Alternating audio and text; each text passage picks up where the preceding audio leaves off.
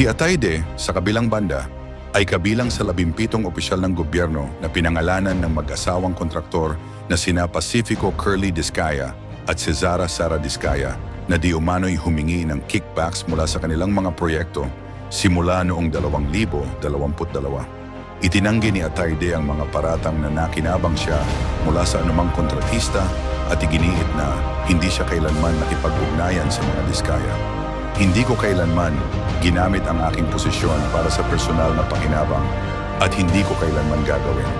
Gagamitin ko ang lahat ng lunas sa ilalim ng batas upang linisin ang aking pangalan at panagutin ang mga nagpakalat ng mga kasinungalingang ito. Dagdag niya.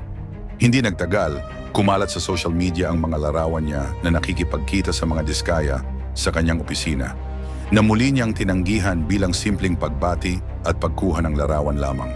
Sinabi ng asawa ni Atayde, ang aktres na si Maine Mendoza, na walang kahit isang bahagi ng aming buhay ang itinayo sa pera ng mga nagbabayad ng buwis.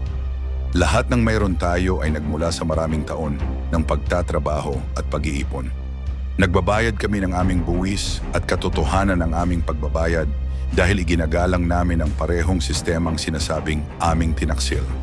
Hindi ko kailanman tatanggapin ang kwentong nag-aakusa sa amin na nagnanakaw at nabubuhay sa pera ng mga nagbabayad ng buwis. Hindi ganoon si Arjo, hindi ganoon ako, at hindi ganoon kami. Walang anumang ingay at akusasyon ang magpapatotoo dito. At kung sakaling may ginawang hindi tapat si Arjo, kung talagang nagkasala siya, tiyak na hindi ko siya ipagtatanggol at tatakpan, sabi niya sa mahabang pahayag.